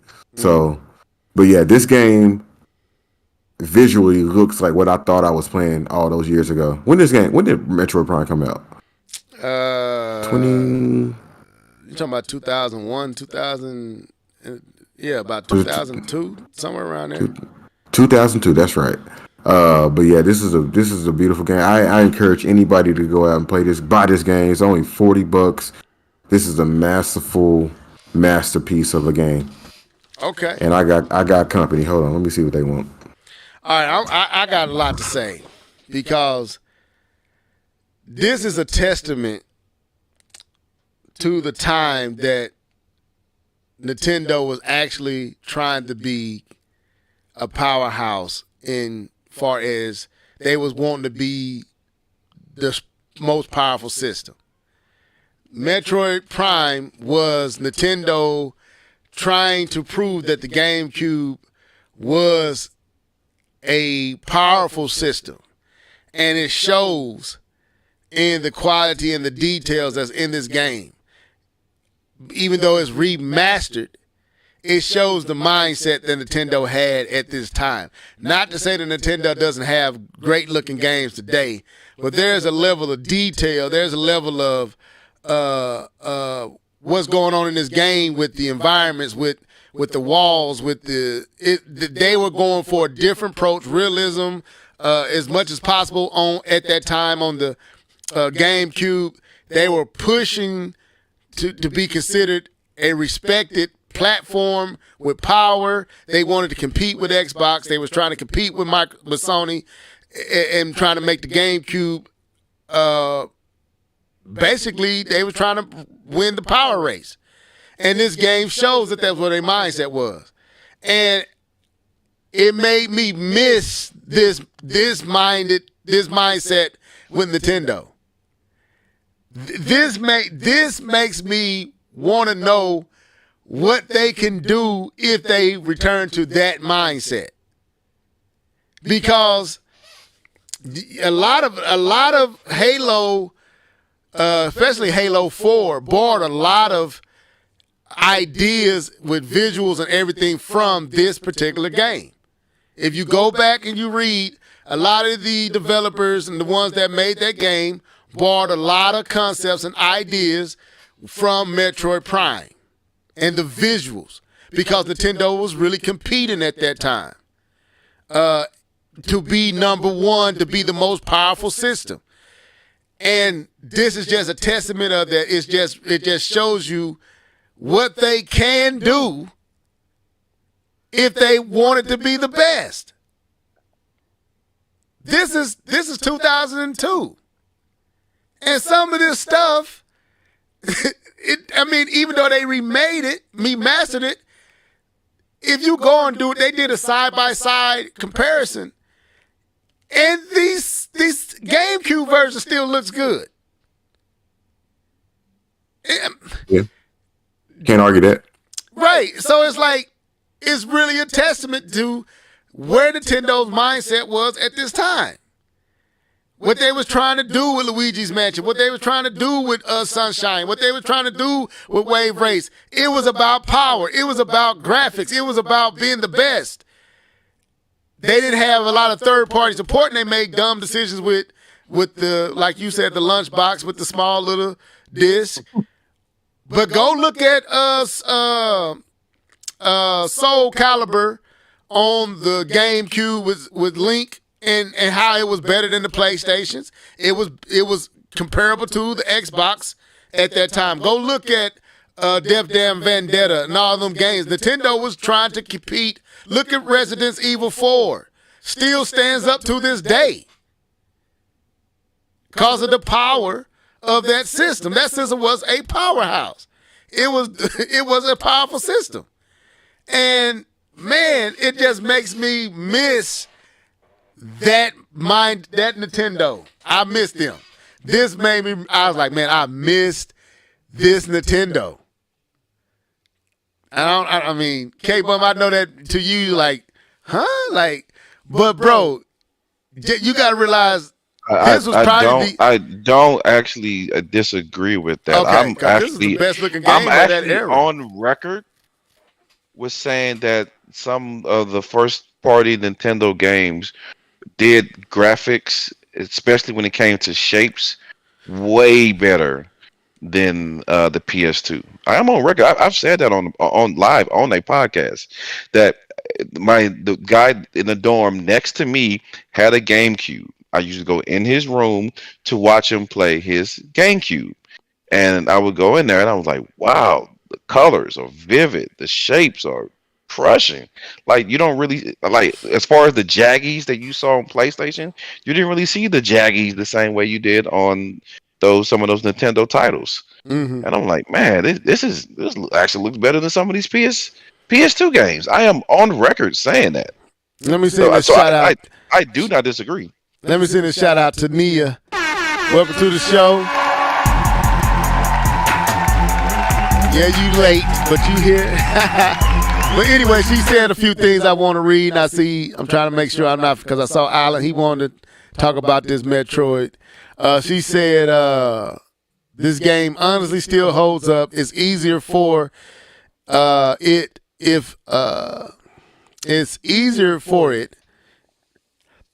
It looks nice because it's closed corridor. Right. You know, they were doing a lot. And then she said, if Nintendo returned to the power race, I'd like to see Zelda and Metroid especially. Imagine a modern Nintendo system with these, with their quirky stuff. I agree. But I'm gonna bring you back in, Keith, because K-Bum, did you have anything else you wanted to say? Or because you? I was just pointing to the fact that I do agree with that. The power of the GameCube and even their games were very well done. Yeah. So that's what stood out to me. It's like, okay, this is a remaster of a 21-year-old game, and it looks, dude. This is one of the best looking games on the Switch right now. Easily. Easy. It is one of the best looking games on the Switch. And this is a 21-year-old game that's just been polished up. And if you go back and look at the original one, it still holds up. Visually, yeah, there's jaggies. But this game, other than polish, you know, in shapes and making stuff look a lot, you know, it looks a lot better, don't get me wrong. But side by side, you see that, man, it looked even better then because it was a first. You know, like I said, a lot of games measured themselves off of this game. This was one of the best looking games of that generation. Hands down. I think the only other game that I'll say that may look better than this game was Resident Evil 4, and I'm not even sure if I would say that. But go ahead, Keith. Yeah, man, watching this is bringing me back. Like, I'm thinking about everything. Because, like, me and my friends, we had to go to the library back. Kids, if y'all are listening, this is where we had to go to the library for internet, and our internet was slow, and they was the only one that had high speed. But I'm thinking about that Zelda tech demo. Neo's over there talking about Zelda and Metroid. I don't know if you remember that Zelda tech demo. Yeah. Where Link and Ganon was fighting. Like, I'm thinking about all of that. As Space World. Yep. And that's when Nintendo was on some otherworldly stuff, man. Like, almost every game that they had, first party anyways, was super, super highly detailed and graphical. They were trying to be the best. They were trying to be number one. They still wanted to be number one when it came. Now you're playing with power. That was their mindset. They wanted to be number one over Sony and Microsoft. They was in the console war race to be the best. And Iwata went a different way with the Wii, and we are where we are today. But this was a power race. They cut corners and did things to where they shaved off. I mean, anyway, go ahead. You was talking. I just totally took over. Go ahead. No. This is passionate for you. I can tell.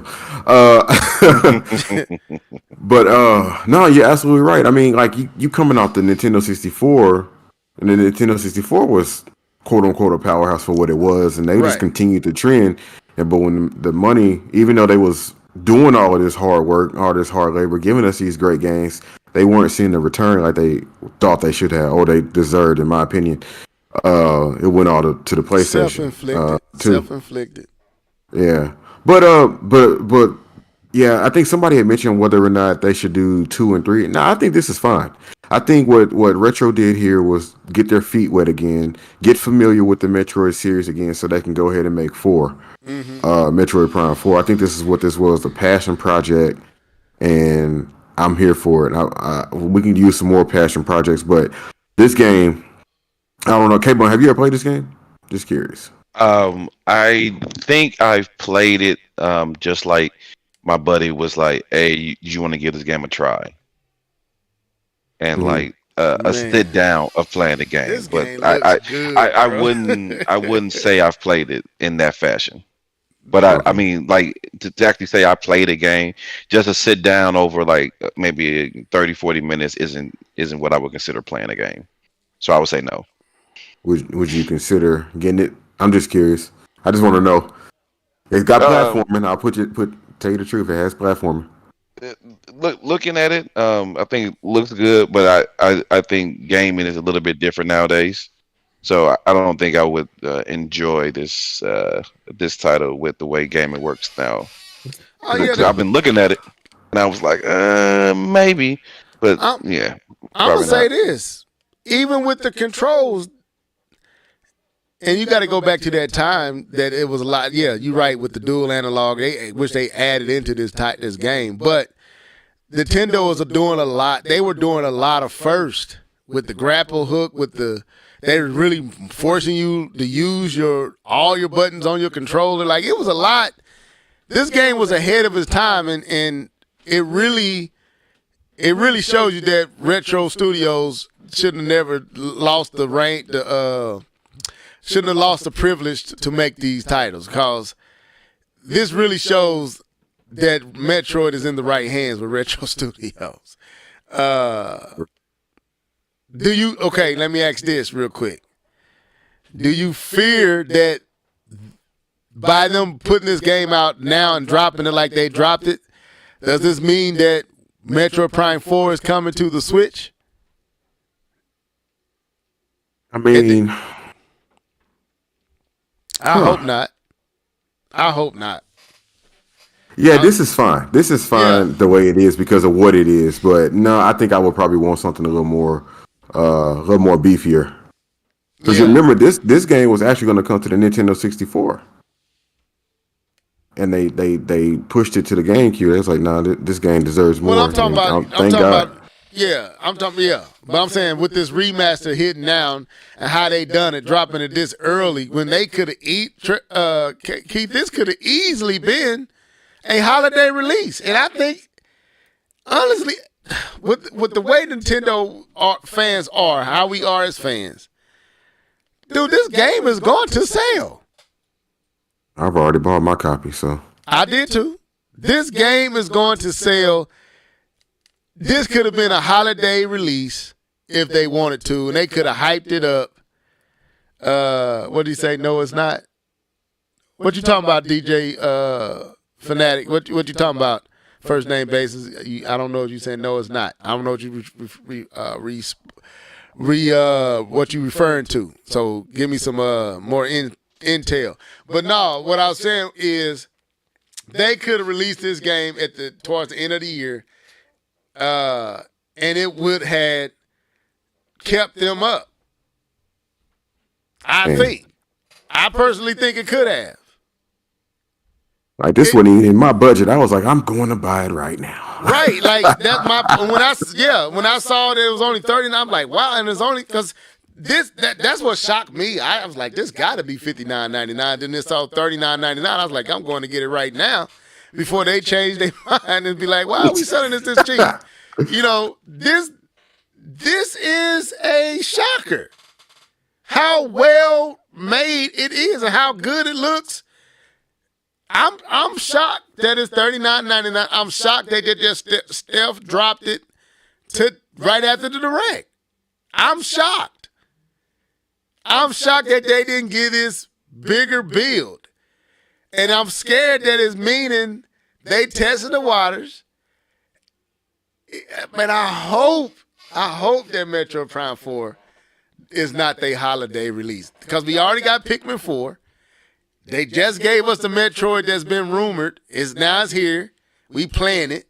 And we got Tears of the Kingdom coming in May. We got Pikmin coming in July. Mm-hmm. Man, I hope that they're not doing this to get us ready for a holiday release of Metroid Prime 4. I hope not. Lord knows, I hope not. Because this looks more polished than I was expecting. I don't know how you feel. This is some extra polish. But here's my question. Yeah. Is this the best they can do? No, clearly. That's what I'm saying. It's clearly not the best they can do. I think this has just been sitting on the shelf. Yeah, I did hear that this game was finished for a while, and they just not putting it out. And if that's true, then that could go to your point, that if they're just not putting this out, that means that the other game wasn't ready. Like, let's say they could have put this game out a year ago because Metroid Prime 4 wasn't ready. And now they put this game out because it's close to being ready on the Switch. I've heard, now I give this to Dr. Trey. Doc Trey, you know, he be on them LinkedIn's. I heard, from what I understand, Retro Studios has moved on to another game. As to suggest that they're done with Metroid Prime 4. Oh. So, I'm hoping. My hope is that we're getting I believe that's what the signs are saying. We're getting a new Switch at the top of the year in March. I believe that. I believe that's what they're going to do, just like they did in 17. They're going to do it in 24. I'm just hoping that they, even if it comes to the Switch, even if Metroid Prime 4 comes to the current Switch, that they hold it until that system comes with two versions, a better version, and then that, because I don't want to see it before the new system. Yeah, are you talking about breaking the cycle? Bro, are we trying to break the Zelda cycle? Well, the Zelda cycle they giving us Zelda now in May. They don't broke the Zelda cycle. I'm also hearing it's also being speculated that they're going to have a Mario for lunch this time too. It's going to definitely be cross-gen. I just don't want to see it until the new system is out, like they did with Breath of the Wild. I don't want to see it being played on the current Switch, and I have to wait to the new Switch before I buy. I want them to hold it, and I'm scared that. Well, they probably do it like they did it that year. They'd probably announce the Switch 2 close to September, October, and then build the hype up and coming into the new year, and then drop it like they did in 2017. So they did the same thing for Zelda. Well, the only thing we've gotten was a JPEG, and they haven't showed us any trailer, any video, anything. Because if they do, then we'll know. Bro, because if it's punching well above what the Switch can do, then we know what's up. So they can't show anything if that's true, and that's probably why we haven't seen anything. And I think they showing they just teasing a look what we did to a 21-year-old game. Look what we did. we really haven't seen Retro stunt in a while, bro. Now we get to see him stunt. They like, this is a stunt. Like, bro, look at what we did with a 21-year-old game, and we call it a remaster, and it feel like a new game. It feel like it's remade, but it really is just a remaster. Go ahead, Keith. You was going to say something. I just wanted to bring up this one point. I'm in the port with the lava. I'm about to go to the I think it's called Fendrana Drifts or whatever it's called. Oh, you far, I just got off the original, man, off the ship before it exploded. Bro, this is my game. The heat dispensation. Oh, I'm rubbing off. Can't nobody talk. I can't do nothing. This podcast. I gotta pause, like breaks. But no, the heat. You can see the heat rising. Like it looks like it's hot in there now. Like I can't wait to get to the ice area because I can't say that word again. I can't wait to get in there to see what they do with the cold and the difference. Like if they could do those details, why we can't get the missiles to light up when you shot? But anyways, Nintendo, if you're listening. But yeah, man, this is magnificent. This is every little nook and cranny outside of the missiles has been touched in some way, shape, form, or fashion. Like those computer screens are actually computer screens now. On the old game, it was like one big board or something like that. And I can't wait to go play it. Yeah, I want to see the stage you talking about. I may sneak an early peek to see what you talking about. But I'm seeing the comment section, and kind of in the comment section, I see Nia basically saying that the Metro Prime 4 will be a cross-gen title, and I'm seeing DJ Fanatic saying that he doesn't want it to be and hopes it's not. I'm gonna say, and he wants them to focus on just the new system with it. I'm gonna say I would wish they would, but knowing Nintendo and with the size of the user base for the Switch, they're gonna make that game cross-gen because they gotta guarantee they're gonna guarantee their money because not everybody's gonna gravitate to the new Switch. Everybody's not going to gravitate, so you got to make money on that title. So, just like they did with Breath of the Wild, that's what they're going to do with Metro Prime 4. It was announced on the Switch. We may have not seen it, but we know it's been developed for the Switch. We know that they have definitely moved it on, have chose to save it for whatever is next. That's clear as day. But it's going to come to the Switch. Unless some kind of way the Switch is not backwards compatible. But what I'm hearing with this whole, if they stick with NVIDIA and what they're trying to do with that whole new chip, that's not going to be an issue from what I'm hearing. That they'll be able to, that chip be able to read those titles. So that's what I think. I think this is definitely going to be cross-gen. What I do hope is that they stick with the form factor. Like don't change it up. Like change it up, but don't go away from a Switch. Yeah.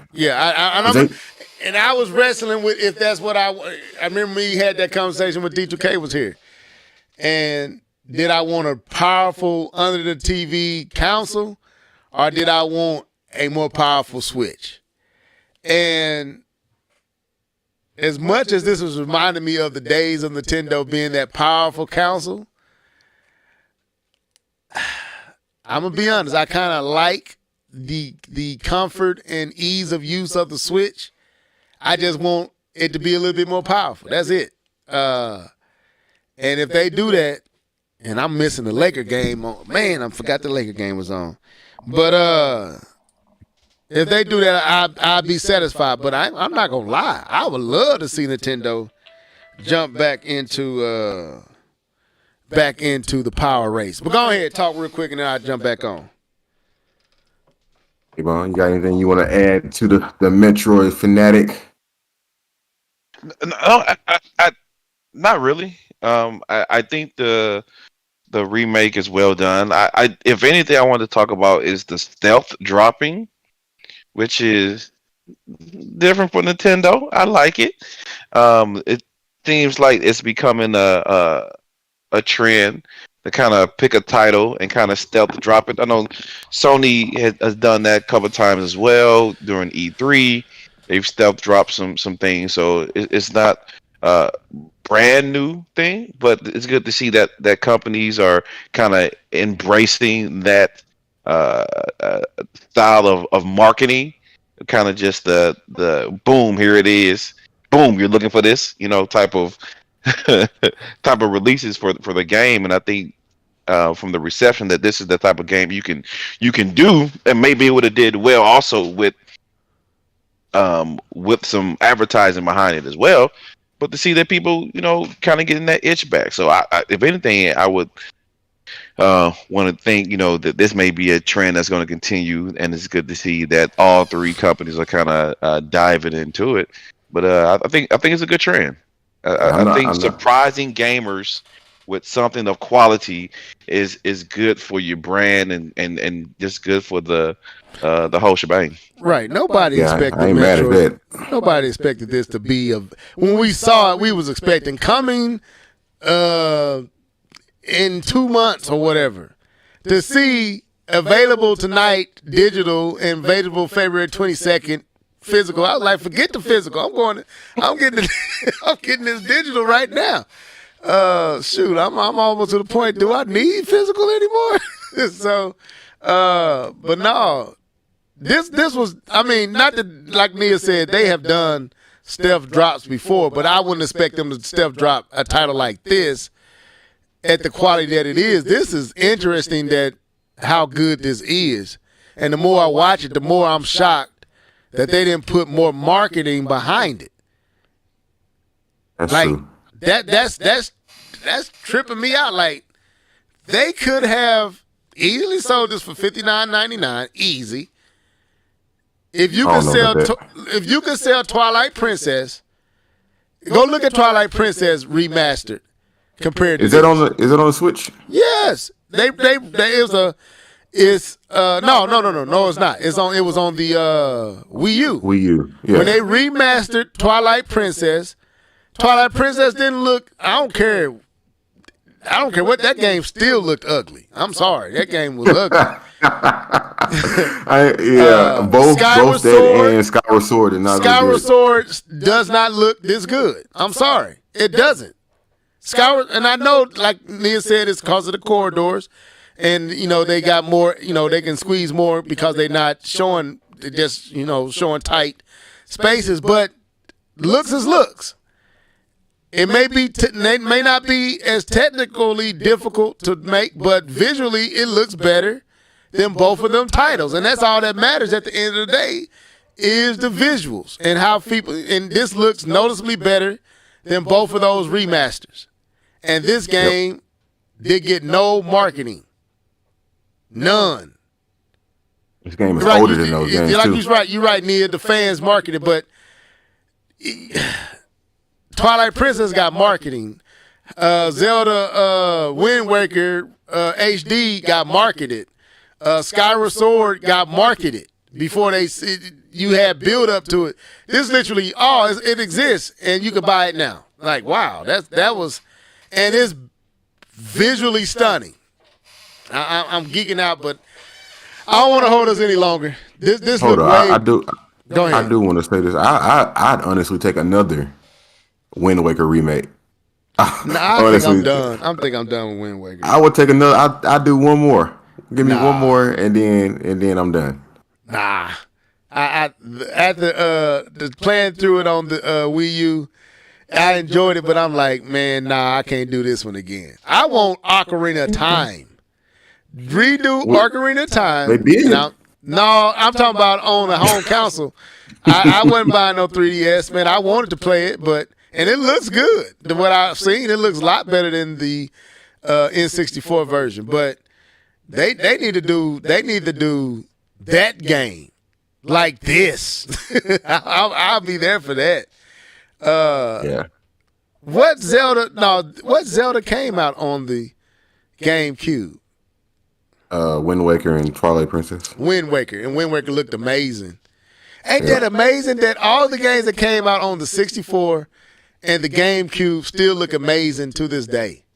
I don't know about the 64, but the GameCube for sure. Well, they stand up better than Wii. I'll say this: the gameplay on the N64 still, it's been retooled, but what they started with on the N64 still stands up to this day. If that makes sense. Yeah, that makes. I agree. But definitely the GameCube titles stand up to this day. They stand up. Noticeably stand up. And that's crazy to me. You know, because Wind Waker, when they remade Wind Waker for the Wii U, that game looked amazing. Now this game looks amazing. But Skyward Sword and Twilight Princess looks like utter trash. I put in Skyward Sword, man. I was like, I do not want to play this mess. I turned out like, why did I give y'all $59.99 for this game? I was shocked you bought it. I was too, man. I was desperate. I was bored. No games. Wanted something to play, and I let a video trailer hype me up into watching somebody playing it, and I convinced myself I wanted to play it until I put it in and started running around, and I said, nope, I don't want to play this. And I tried to take it back before I opened it up, but Best Buy policy is once you buy it, you only can get that title back. They wouldn't give me my money back, so I was stuck with it. Haven't played it not even 10 minutes. I didn't play it for 10 minutes, bro. $59.99 for 10 minutes. So hopefully my daughter will get into it, but it's garbage. Did you buy the? I know we forgot here. Did you buy the? Did you buy? What was that Zelda? It was some Zelda that came out on the Switch. Oh, you talking about the over the top? Yeah. With the swordfish. When you got to wake up the windfish. What was that? Link's Awakening or? Link's Awakening. That's it. Because he was dreaming. Yeah, I played that. Oops. For anybody who never played that game, hey, my bad. Game old. We just showed the whole intro to the whole first stage of Metroid Prime. So they ain't played them games. But yeah, I played that and enjoyed it. Absolutely enjoyed it. Link's Awakening, it sure did. Well, that was the show for tonight. Any final words? Because I gotta get off here. I tried to keep us. I still went close to 2 hours. I was trying to keep us at one. Next time, we're going to lead out with our most popular topic and end with the other stuff. So I was trying. My idea was to get it out the way so we could talk longer. And we do it every time. We end up talking long about that and then talking even longer about what we want to talk about. Go ahead and sign out, K-Bomb. Yeah, this is your boy K-Bomb Tuna, who actually paid attention during the Nintendo podcast. So I deserve claps to myself. Yay. I clap myself in the back. There it is. I stayed awoke and engaged the entire time. Look at that. Look at God. But I enjoyed the podcast, man. Just chopping up with the homies. Always look forward to Thursday. And thank you for the peeps in the comment section. We always appreciate you guys coming through, and Nia, thank you for the novels you leave in the chat. You keep us going. I appreciate it. LSD, thank you. Appreciate you coming through. And Mr. DJ Phonetic, Fly Eagles Fly. I will be wearing my Eagles jersey to his Chiefs house for his Super Bowl party. So we're gonna see how that goes. So hopefully I'm I don't have to get into a fight, but no, it'll be good. Enjoy your Super Bowl. Okay. Well, I thank y'all for tuning in on tonight. I'm looking at all the. Still trying to see if there are any other comments down here. But yeah, Nia, we thank you for keeping us keeping the comment section lit. You and First Name Basis, aka DJ Fanatic, and we also had Alan Steed up in here asking questions as well. And I may get at you guys throughout the week, periodically here and there. You know what I'm saying, talking to let y'all know away from the podcast. But this is my main place, man. This is where you gonna mainly hear me at, because I just like the company of my partners. But I give you a little level head on the side every now and again. So be expecting more videos from me.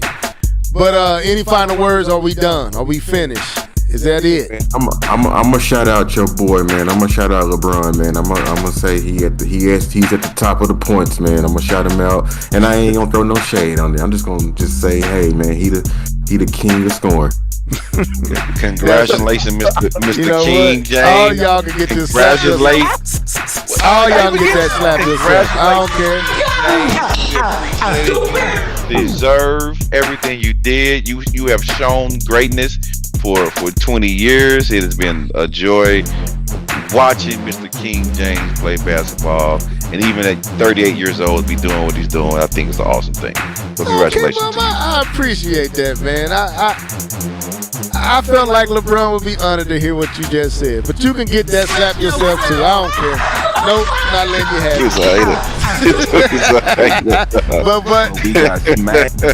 But we got smashed, bro. So, but anyway, thank y'all for tuning in tonight. We'll be back same time, same place next week, right here on the Live and Level Gamers podcast. Y'all be blessed and stay safe. Deuces.